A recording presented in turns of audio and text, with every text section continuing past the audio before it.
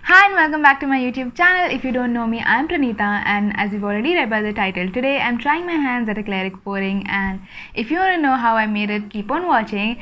The fun fact about this video is that you don't have to go ahead and buy the pouring medium. I'm going to teach you exactly how to make it at home, and stay tuned to the end because I'm going to share some tips and tricks that I have learned in my first attempt at acrylic pouring that you don't want to miss out on if you are going to do it for the first time. And without any further ado, let's get started.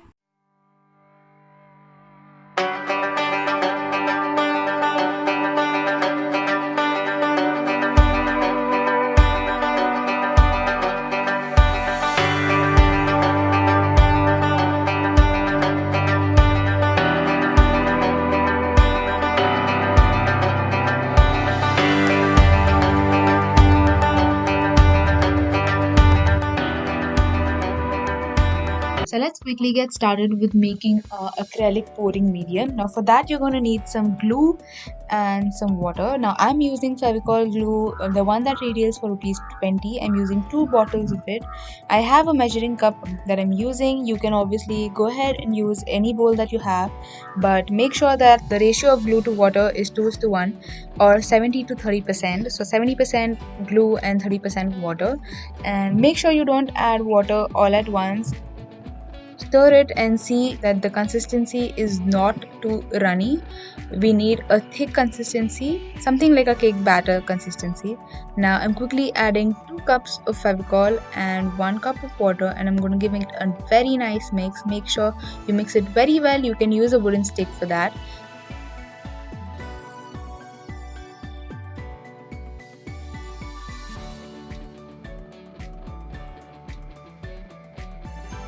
When you're doing any kind of acrylic pouring, always make sure that you keep your board on a stand. I'm using 4 paint bottles to place my board, but you can use anything that you want. Now the reason behind this is when you're pouring, the excess paint might flow down. You want it to fall down on the sheet that you've placed and not behind the board. So make sure you place it on a stand. Now I'm using an MDF board which, as you see, is brown. So I went ahead and used some acrylic medium to give a white wash, but if you're using a canvas, that's really great. But anyway, I would still suggest you pour some base at the bottom so that the paint that we put on top flows much more better. And I'm quickly going to use a toothpick and just pick all the bubbles that were formed when I poured the acrylic medium.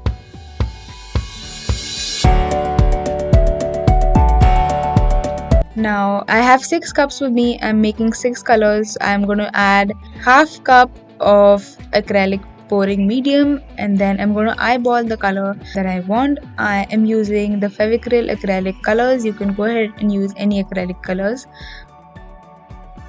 I want this piece to have a pastel effect, so I'm using some white, pink, blue, green, golden and grey. Most of the artists prefer 60-40 as the ratio for paint and pouring medium, but I really eyeball it. I put only as much as I want to, because sometimes if you put more, the color becomes a little dark and dense. I went ahead and eyeballed all the colors in the 6 cups.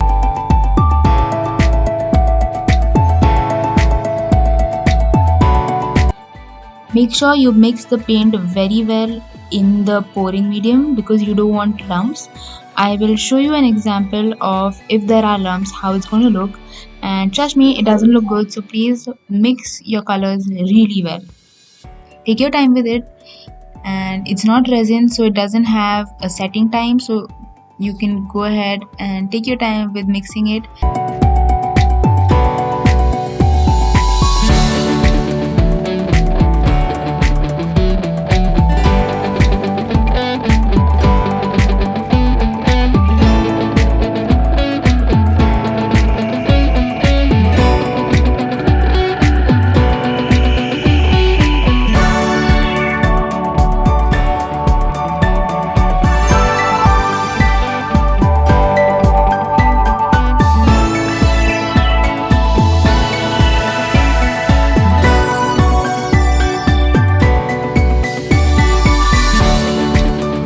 see, I started with making a horizontal line with my pouring medium first, and then on top of it I made blobs with different colors in just a random pattern. You can obviously go ahead, experiment and have your own pattern, but this is what I am doing, and if you like what I'm doing you can do the same, or you can just experiment. This is my first time doing this, so I'm still a beginner. Let's see how it goes. At this point I don't know how it's going to turn out, but having my fingers crossed, I hope this looks good. And yeah, I'm just going to randomly make circles of paints here and there.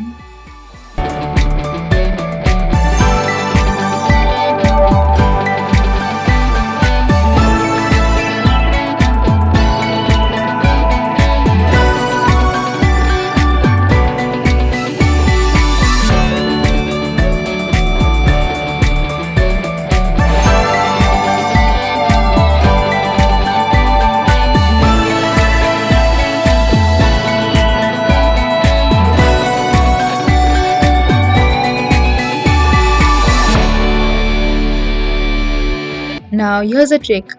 Did you see what I just sprayed? I sprayed some dishwash.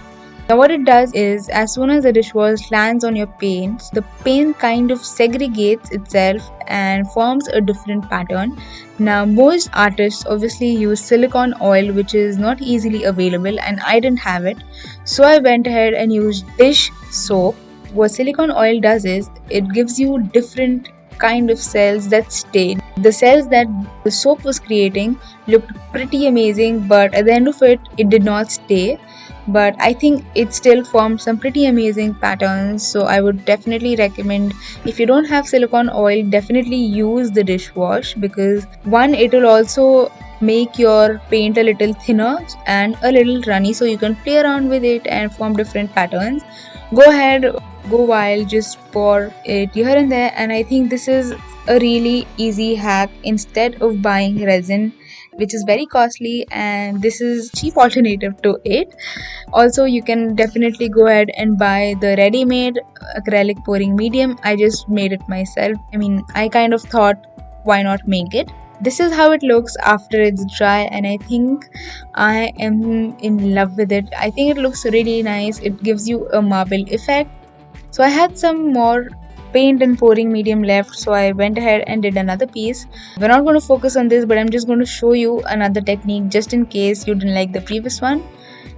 I again gave a white wash, and then I went ahead with horizontal lines of different colors, and then I did some in the side so that the paint doesn't fall off.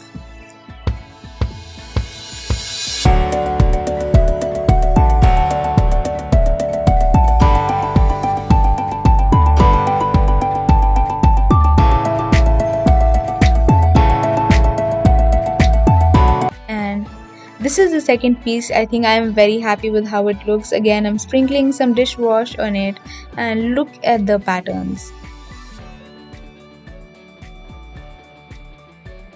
There might be bubbles formed because we're using soap. You can use a toothpick to burst the bubbles.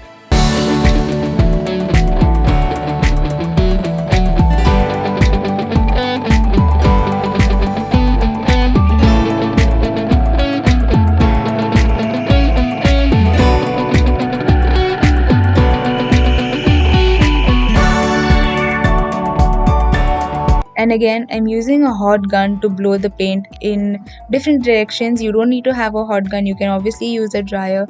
Just make sure you're doing it from a distance so that you don't burn the paint. Remember when I said I'll show you how it looks if your paint has lumps? Please notice the bottom right corner. You'll see patches of green paint. That is because my green paint had lumps. And this is the final result.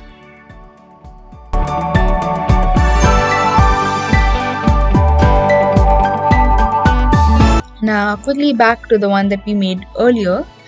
Like I said, I didn't like how it looked on its own, so I thought I'll do something on top of it. I used some masking tape to make vertical and horizontal stripes. You can choose any other design. This is what I thought I wanted to do, and this is something I really liked. Now I was very scared of paint coming off, so I didn't stick the masking tape properly, which you'll see in a bit was a mistake. But my advice to you, please stick the masking tape properly. I'm going to go ahead with some black paint, and I'm going to outline the edges and smudge it a little with my finger. You'll know why in a bit. I'm going to repeat the process throughout, and we'll see how it looks.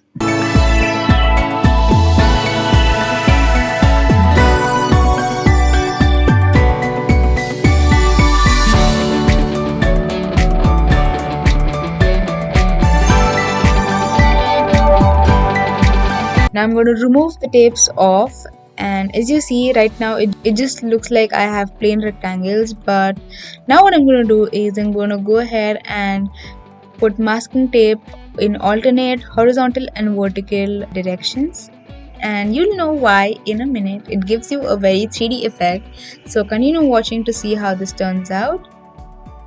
As you see very clearly that the paint has found its way underneath the tape. I used turpentine to get rid of the excess paint.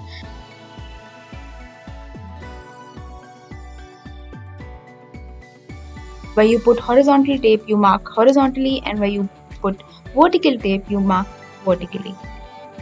This is how it looks. I know it kind of looks nice, but I didn't like how it looked. I thought it looked very dull, so I went ahead with another coat of black on top of it, freehand.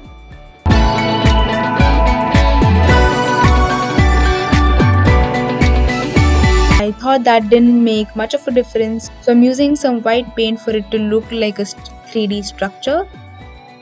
Now we wait and see if it works.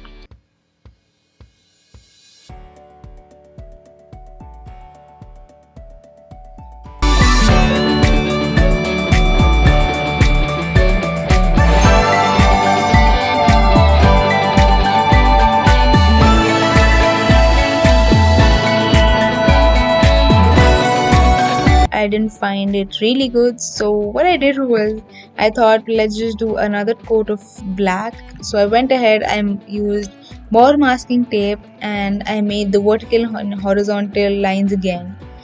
I again did the highlight that we did previously, and then I again did the second step as well, and I think the result looks much more better, and I'm glad that I did the second round. And yeah, just stay tuned to see how it looks. You're gonna love it.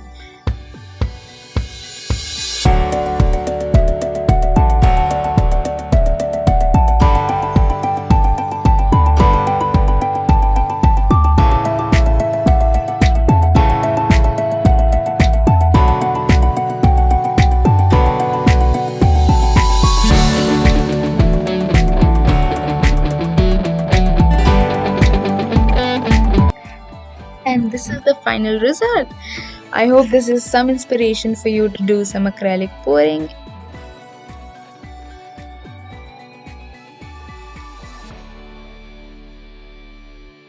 And this is the final result. I love it.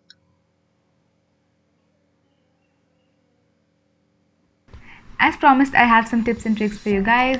Firstly, make sure that your paint has a runny consistency, and by that I do not mean adding water and making it runny. I mean your paint should be wet as is in the bottle or the tube, whatever you're using. Make sure that the paint is not dry, because otherwise you're going to see lumps and it doesn't really look nice. I showed you an example of the lumps, and trust me, it doesn't look nice. And yeah, so make sure that your paint is nice and wet. Secondly, you can eyeball the ratio of glue to water, but make sure that you don't add a lot of water at once. Add it in bits and pieces and work your way up. Always remember that the consistency should be a little thick and it shouldn't be runny at all, otherwise the medium is not going to stay on your board and then it doesn't make sense at all. Third, this acrylic pouring will take 24 hours to cure, and that is under normal conditions. If it's raining outside, it might take a little longer, but for me it did take 24 hours for it to completely dry. Make sure you're placing this somewhere in a place where there's not a lot of dust and flies, because there are chances that something is going to get stuck on it. So make sure you place it in a safe place, and preferably a warm place. The fourth thing is actually an observation. I observed that as the paste dried, the colors changed.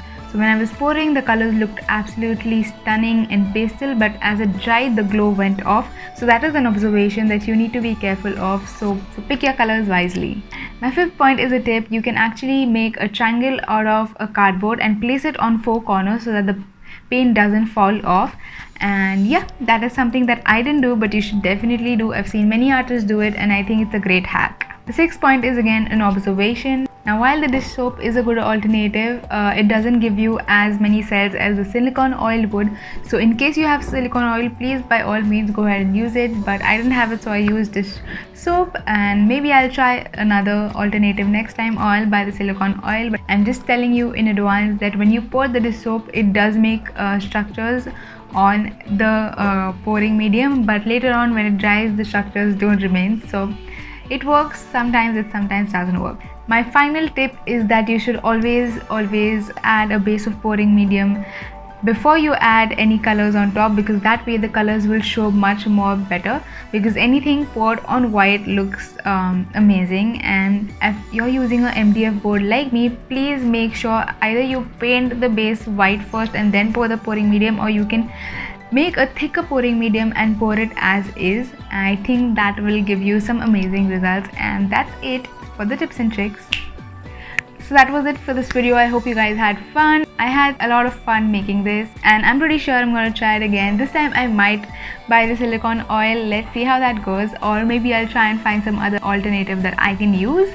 And sorry that this video is coming out a little late than usual. I had a lot of things that I had to do today, and hence this video is a little late, but I hope you're still watching this. If you are, don't forget to like, comment, share and subscribe to my YouTube channel. It would mean the world to me. And I'm trying something on the lines of pouring again, and I'm pretty liking the results, and you probably see those videos on my channel next week, but stay tuned for those. Subscribe to my YouTube channel, and I'll see you next time. Bye.